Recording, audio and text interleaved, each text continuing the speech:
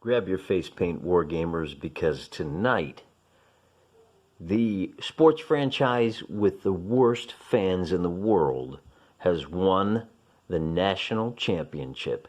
And that means it's time to party, and that means it's time to get drunk, and that means you've got an excuse to tear the city apart. Now, I'm not going to identify which team this is. I'm just going to make something up and say that let's just call them the Cuckeyes.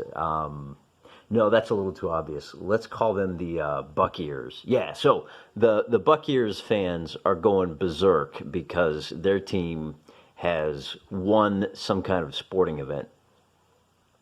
The governor has called out, the mayor has called out the security forces, and they have to put down the riot before they cause too much damage. This is the first time I've played through these rules, so we're going to learn as we go together. Couple of things to point out as far as terrain is concerned. The trees block movement. I'm using those as a way to build some choke points. For example, you can't move through here, and they block for both the police forces and for the rioters. Cars as well block movement of the stands, as does our truck over here. I gotta tell you, I built this terrain before I realized how the rules assume that the terrain will be laid out. The rules assume that you are going to use a pure 1-inch grid with streets that are either 1, 2, or 3 inches across, which would mean 1, 2, or 3 base widths across, and everything is north-south. As you can see, I've got a lot of areas where diagonals are involved. We're just going to wing it. It'll be fine. The particular scenario we're running today, for those of you that have read through these rules, is called poll tax, actually. And curiously enough, it's called poll tax part 1. There's no part 2, unless there's an expansion rule set that I'm unaware of. As you can see, the rules say that it's set in medieval England. We're improvising. Ours actually take place in an American city. We're just going to call it Columbus today. No, that's a little too on the nose. Why don't we go ahead and call it Columban? Yeah, it's the Buck Ears of Columban. And in this scenario, you've got a single mob of looters, 12 bases. You get 10 points to buy your security forces. I have opted to purchase 1 set of horses and 3 stands. 1, 2, 3 over here are 2 stands of foot troops. All of them are armed with melee weapons. And the way this game works, they're going to be driven by AI, which you will see shortly. On a given turn, you roll d6 for your action points. And I get 2 action points, which means I get to move 2 groups of stands. And I'm going to go ahead and bring my mounted troops up 3 inches here. And I'll bring my foot guys 2 inches closer down over here. So they slide up this way, and that is all I can do. It costs 1 AP to enter hand-to-hand combat, which we'll get to in a second. As far as victory conditions are concerned, I don't know. We're going to have to see what happens. We'll see exactly how much damage they can cause. By the way, one thing to point out, every individual block I am treating as a separate building. This apartment complex allows for 3 victory points for the looters. This hospital allows for 1, 2, 3 victory points for the looters. This is a building. There's 2 buildings there. So that's a way to kind of keep it a little more lively. The way that the looters work, this stand right here with the dark base and the poster is my leader base. And he is going to react to the presence of the police forces. There's a full list of reactions here, and none of them apply until you get to this far right-hand column, which is the security forces are greater than 2 inches or 50 millimeters away. So they will respond by rolling a d6. And on a 1, they set something on fire. So we're going to say that they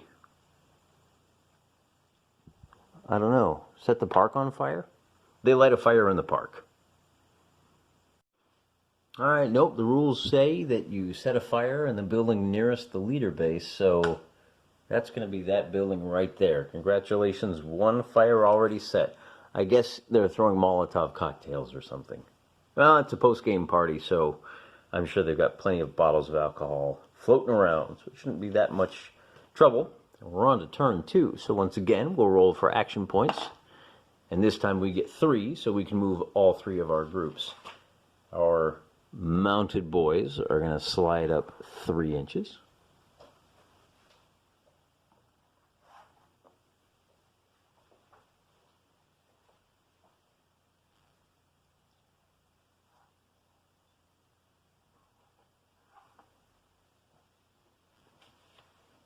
And that's it.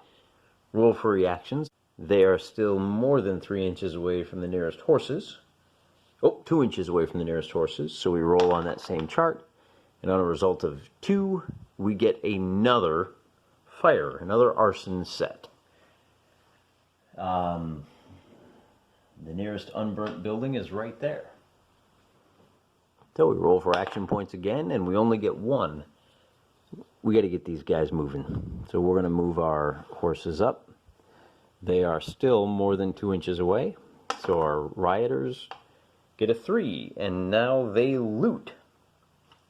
Which means, according to the rules,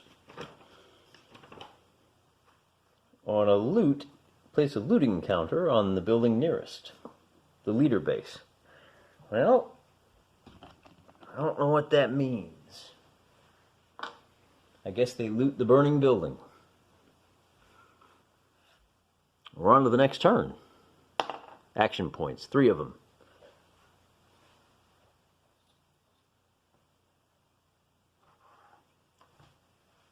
These mounted guys have to stop 1 inch away. It costs 1 action point to move into hand-to-hand combat with the rioters. I'm not going to spend one of my 3 precious action points on that. Instead, I'm going to converge my security forces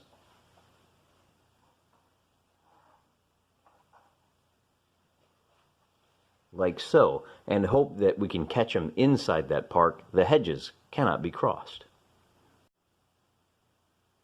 So here we have a different set of reactions we have to roll against.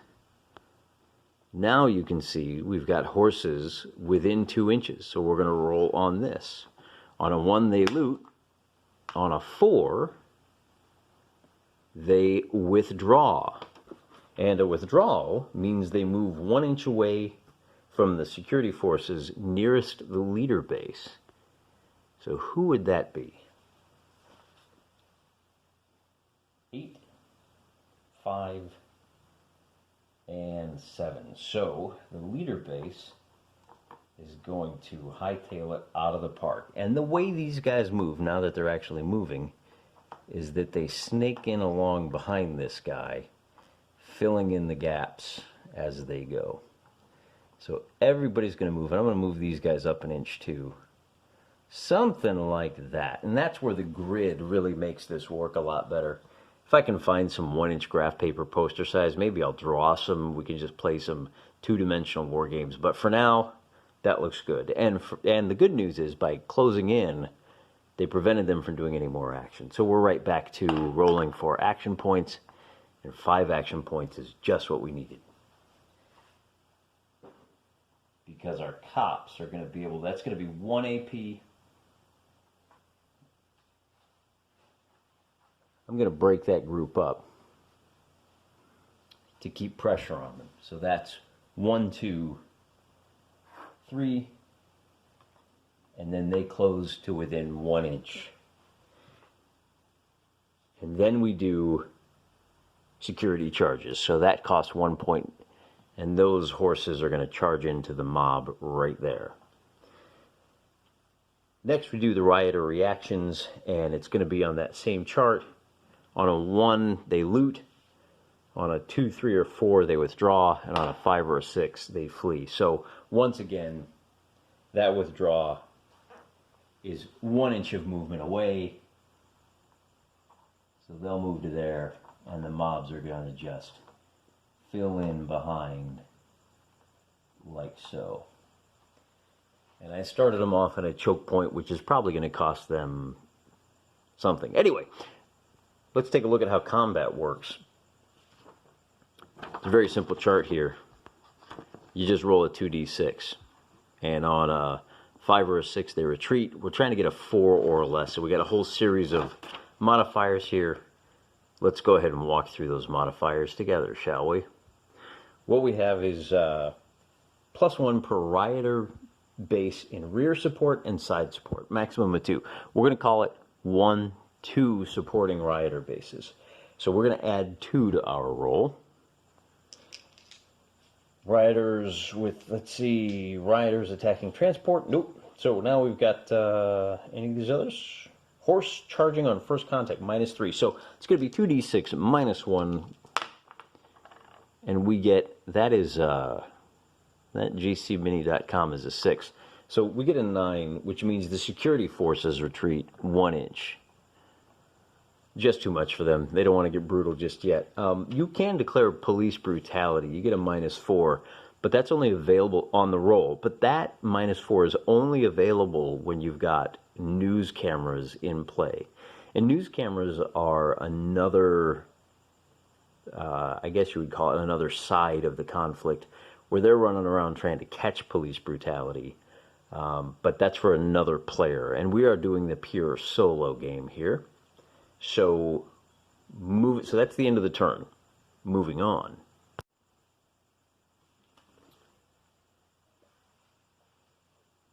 We roll for AP, and we get 5 AP. I think we should have filled... All right, so it's too late now. So this police stand is going to move to here. For 1.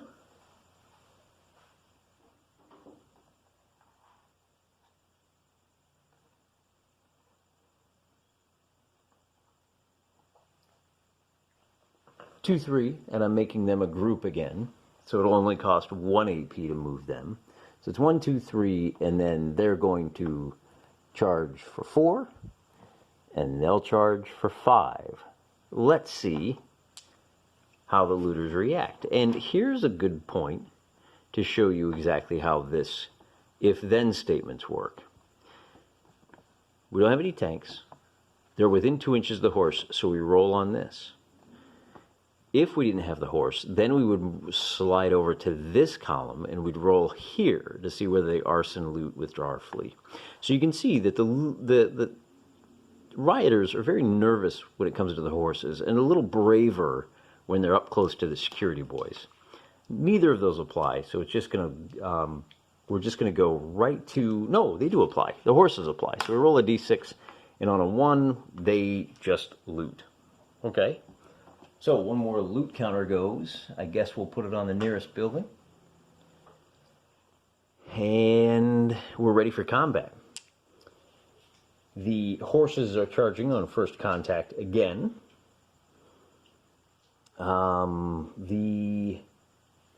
Let's see, per rioter base in rear or support contact. 1, 2.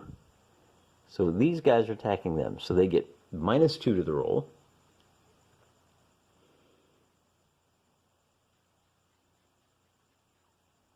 The mob is being attacked from 2 different directions. So that is a -2 to the roll. So we're at evens. And then we're at -3 because it is a horse attack. We get a total of 3, and that means that the rioters are destroyed. So 1 base goes to that happy rioting grounds in the sky. Once we've eliminated 8 bases, they'll lose their nerve and the game is over. In the meantime, we've got another combat over here. These guys result in a +1 to the roll, and I think that's it, because the mob is no longer attacked from 2 directions. So +1 on a 4, ooh, they are also destroyed. When a base is destroyed, the security forces may follow up. This security force will This one is not, because they're now in contact with those guys and we're at the end of the turn. So we roll for AP and we just get 2, which is really all we need because we want to choke these guys out.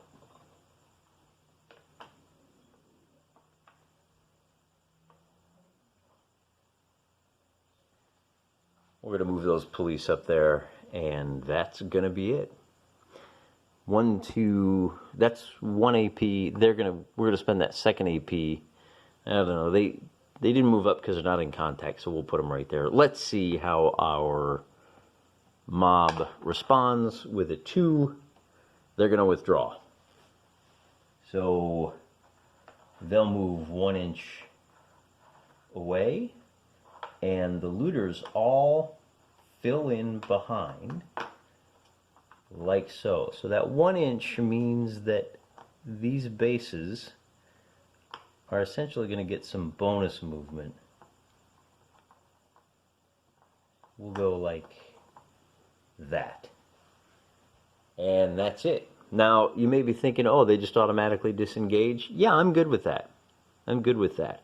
Because what it means is that we've saved 1 turn worth of looting or burning. So that's still a victory for team security forces who roll for AP. They get 4. And we'll bring these guys up to here for 1 AP, 2 AP, and 3 AP. The rioters decide to withdraw. Wait, is it? No, they flee this time. And flight means move 2 inches away from the security force base nearest. Well, that's going to be this guy. So now our leader is going to go 1 inch to here, and we'll call it 2 inches to there. And when they do, the entire mob snakes in behind them.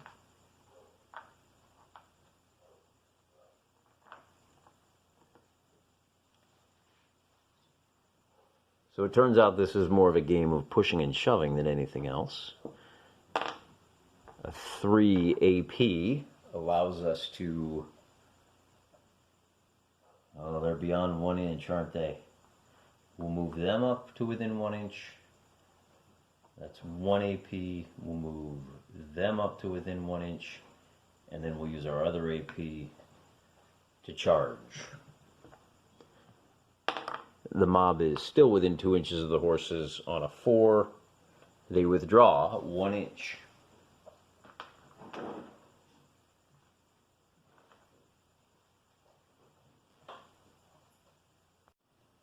Since the action seems to be narrowing down a little bit, I went ahead and zoomed in a little tighter, and we're going to bring all these bases in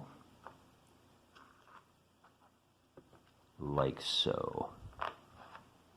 And there's your withdrawal.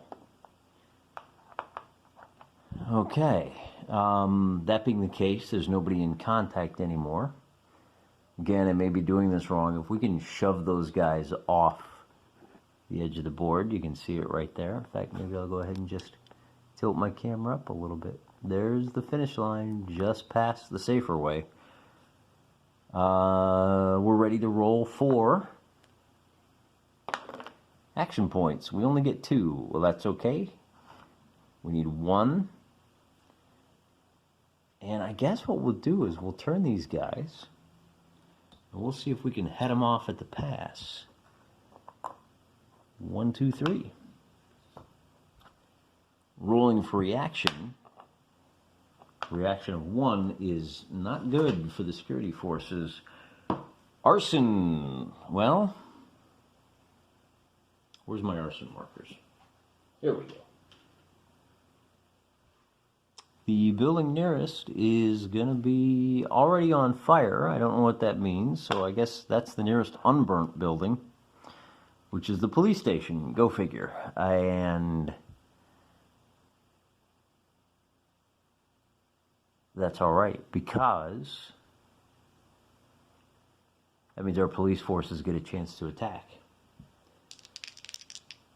And looking at our modifiers, you've got bases in rear support, 2, 1 base in side support, so 1, 2, 3. So we're at +3 on our roll.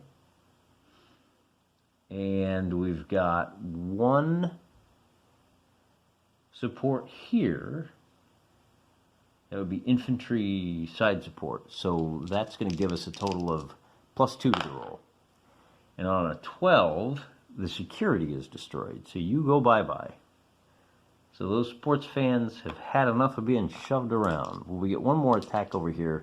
That's going to be at a +3, and a result of a 12 means that this security force is also destroyed. How about that? Just like that, the fortunes of battle are turning. The security forces get 1 action point, which is, boy, not so good. So they're going to be able to move up to right there, and that's about it. We'll see how our rioters respond. And on a 1, they're going to set another fire. That's the nearest unburnt building.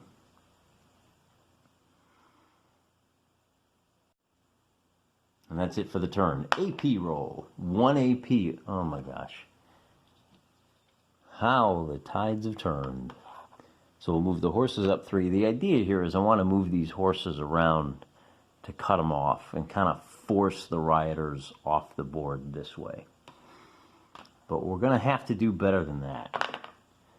On a result of a 3 with security within there, it's another loot counter. And I guess we'll loot right here. And it's time for AP.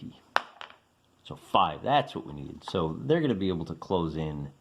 They're going to be able to ride up 1, 2, 3 inches. And now we'll see how the rioters respond on a 3 with security on their tail. Security less than 2 inches. They're going to loot. So we get another loot counter there. So 4 fire, 4 loot. And we are on to combat. Again, they're at this stand is at +3. And with an 11, the security forces are destroyed. Okay, we're learning now. We're learning not to use unsupported security forces. And we're also learning that we want to keep those horses as close as possible. So we'll roll, and with 5 AP, our horse can go 1, 2, 3. That's it. There's nobody around. So that means our forces, our looters, are going to loot. But I don't know. I'm going to go back to the rule book here. On further review, I'm doing this wrong. I should have each of these buildings divided up into 1-inch squares, with each square capable of housing either a fire or a loot counter. So we could conceivably have fires along each one of these storefronts here. Once it's on fire, it can't be looted. Once it's been looted, they won't bother burning it. So we're learning. We'll get there. I'll take a Sharpie, I'll draw those out, and we'll play a more proper game next time. Meanwhile, we are rolling for AP for our poor horse units who are going to move to contact this mob. One of the other things to be aware of is that if you roll on the reaction table for these guys, if you roll the loot or fire, if they're already in contact with security forces, they'll just attack. They're not going to start a fire while they're worried about being attacked. That is also good to know. And we'll do that more properly in the next game. But for now, that roll of a 2 means that they are going to withdraw 1 inch. And they push everybody back. like so. But there isn't, let's see, they move 1 inch, so they're going to wind up pushing everybody back. I think like this. And the security forces get one more turn without any kind of an issue. They can follow up, and so we've got 1 AP that we don't need. We got to find out what they're going to do. They are in contact. That's another withdraw order, so I think what we'll do is they push, and we'll just kind of move everybody up like that. And back to AP. It doesn't matter what they roll because the horses are just going to move to contact. We roll for response. Number 4 is another withdraw. We'll push them up there. Horses moved contact here with their 1 AP. And as a response, we get another withdrawal on a 3. 2 3s and 4s, and that's going to push this whole column up. And we'll move to contact. A 3 is another withdrawal. We'll move to contact. It's really just waiting to see what's gonna happen. They follow up. So next turn, there's no point in the AP. The response is going to be a 2, which is yet another withdraw. Horses move up. And we're just rolling for another withdrawal. They push up. Horses, I guess we'll turn to there. And we get another withdrawal. Horses follow up. We get another withdrawal. Horses follow up. We get another withdrawal. Horses follow up. Another withdrawal. Horses follow up. And if we get one more withdrawal, which we do, we get a base pushed off the table. Horses follow up. Yeah, I'm just going to leave them right here.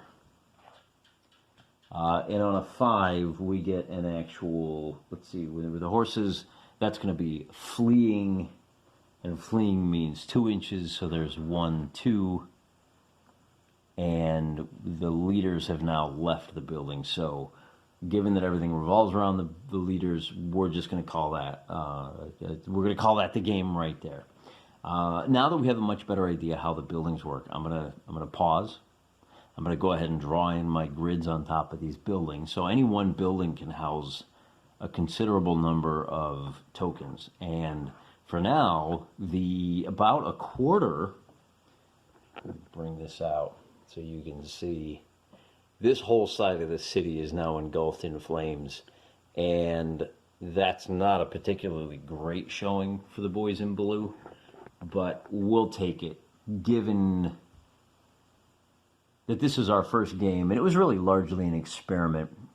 But now we're much more comfortable with how the game flows, how it works. We're going to be able to do something a little bit bigger next time.